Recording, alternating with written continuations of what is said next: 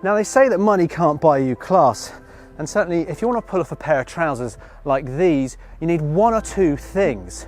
A yacht in Monaco, or this, a 1998 Bentley Turbo RT Mulliner. Yeah, hi Edward, James here, just on the way down to the yacht in Monaco. Won't be in for a few days. Ciao! Now, if you were properly minted in the 90s, you'd have driven, or more likely, been chauffeured around in one of these. There was nothing as luxurious with such presence that had more power. The Bentleys of the 90s were lovely cars, but the company was still owned by Rolls-Royce, and with the purse strings stretched, that meant that Bentley had little shout about or distinguish themselves from their big brother. And that was a shame for a brand with such a rich and illustrious racing heritage that included multiple Le Mans wins and a back catalogue of precious metal such as the 6.5 litre Bentley Speed 6. It seemed Rolls-Royce had spent very little time or money to develop any new Bentleys that might overshadow the Flying Lady, and inevitably sales all but fizzled out. That is until 1983, when a newly appointed engineering director concluded that Ever So Gently would no longer do. In 1985, the first Turbo R arrived with a turbocharged engine from the Mulsanne Turbo and substantially increased roll stiffness. The daddy of the line and the last and most expensive and exclusive car was this one, the RT Mulliner, a 6.75 litre 420 brake horsepower luxury super saloon. Look at how imposing the front grille is. I remember looking at one of these when I was a little kid and getting so close to it, I almost felt that I was going to be sucked in when the owner fired up the engine. And you can actually see the two fans which are housed behind this massive grille. Now there's a number of other distinguishable features which marked this out as one of the sportier models over the lesser cars. And we've got the red badging, red Bentley badging, which you see pretty much everywhere as we go around the car. And then we've got things like this super wide windscreen right to the edge of the front pillars of the car. Now if we come around the side of the car, you can start to get the perspective on how big this thing really is. Look, I'll just take a few steps here. Look, 1, 2, 3, 4, 5, 6, 7. It's absolutely bloody massive. But its size and presence on the road makes it feel all that more solid. And when you open the doors, you feel how solid that feels. You get a real sense of the build quality of these things. Let's take you around the back now. Just want to have a couple of looks at the unique things that the Mulliner had. Now, this rear windscreen sort of has been bought in, so the body panels come all the way through here. Normally you'd see the glass sort of finishing around there, but this is slightly narrow on these, and that again is a telltale sign of the Mulliner. Round the back, obviously, we've got some more red badging. So we've got the Turbo RT badging on the left hand side, we've got the B in the wings here, which then reveals the key lock there for the boot, and then importantly Mulliner at the back there as well. And let's not forget, if you've got one of these, a private number plate is obligatory really. What's particularly nice about the Bentleys of this period is whilst they've got the red sporty badging, the rest of the car remains quite stealth and quite subtle. So at the back, you've just got the twin pipe exhaust. There's nothing shouty to say that this has got over 400 brake horsepower. It's just very understated. Now the boot's plenty big enough and you could certainly get more than a few sets of golf clubs stacked in there. Also a fire extinguisher in there, but hopefully we won't need that. We've also got these lovely 18-inch chrome alloy wheels, and I think those were exclusive to the RT Mulliner. I'm sure someone will tell me in the comments.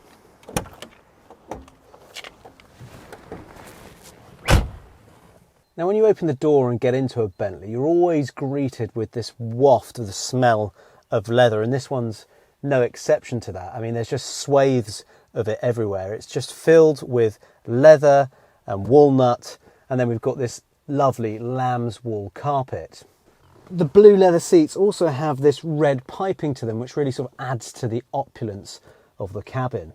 As a driver, it's a really comfortable position, and you've got sort of armrests either side of you in this big comfy chair. One thing that I particularly like is that when you get in and out of the car, the steering wheel moves. So if I open the door now, you can see that the steering wheel moves up. Close the door, it falls back into its preset driving position. It's little things like that which just make all the difference, don't they? The other thing that they did terribly well with the Bentleys of this period is hide all the kind of electronics. So behind here, I've got the Alpine stereo, and that's concealed by this lovely wooden panel. And the same can be said for the ashtray there. So it's a very, very clean cockpit. Below my arm in the armrest here is another Motorola phone. Back in the days when you could actually talk and drive at the same time. Get in trouble for that nowadays, of course. But should you need two telephones in this car, then this one's got you covered, because there's another one in the back. In the back of one of these is really the place to be, and where it's most luxurious. You sit nestled in these seats with your feet sort of sinking into the lambswool carpet. And you've got these lovely Duchess handles, grab handles, just to hold on to as you're driven around. Other things to note in the back, we've got these lovely little sort of reading lights for you, so you can be sat there reading your documents of the new buildings that you're about to acquire, or the new yacht that you're about to buy, more likely. Little vanity mirror to your right, and another sort of reading stroke map light up here. And then each side there's a pair of ashtrays and your cigarette lighter, and then a little area there for your books or magazines or what have you. And then in the centre console, pull down this armrest. Oh, quite a hefty armrest. And that is where our lovely, stylish Motorola mobile phone is. Very cool, isn't it? Wonder if it works. Anyway, seeing as I don't have a chauffeur, I'll have to drive myself.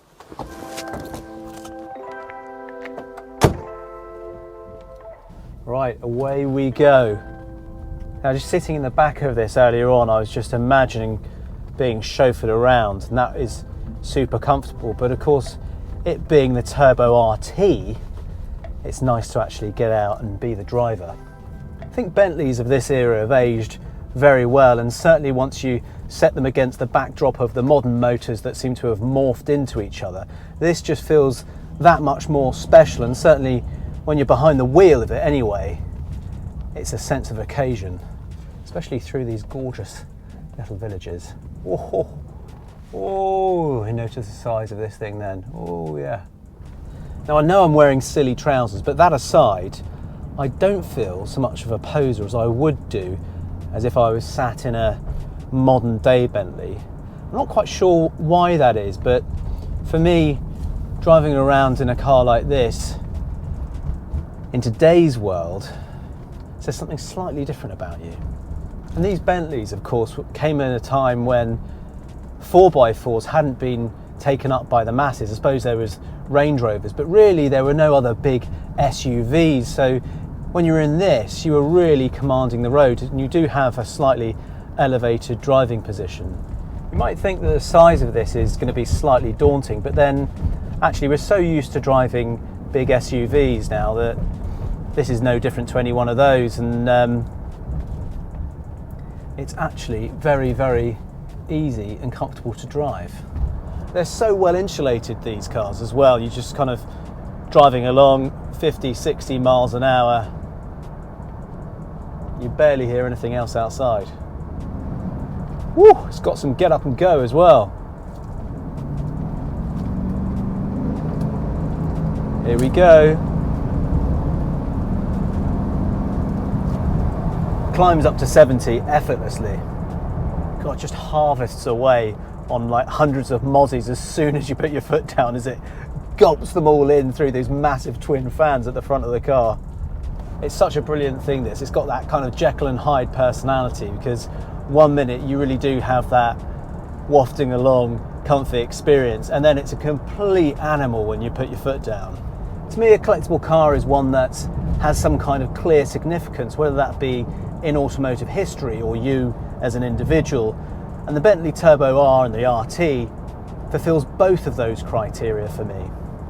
I've got no doubt I'm being nostalgic about the car, but there's something about the older era of Bentleys for me which just feels way cooler than the modern ones. I mean, don't get me wrong, I love the look of the modern Bentleys too, but this just feels spectacular.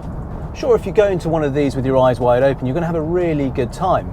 It just might also help if you've got deep pockets. We spend a lot of our time in our cars, so how it makes you feel is very important. And this is so comfortable and so powerful that it does pretty much everything you need it to do, but cloaked in all this finery. So you look like an absolute baller. What do you think of cars of this era? Do you prefer the modern Bentleys that are being produced under Volkswagen, or do you prefer the fire and brimstone approach of the old Bentleys? If you want to find out more about this car, or you're just looking for your next collectible, head over to collectingcars.com and check out the latest listings. Thanks for watching, and see you soon.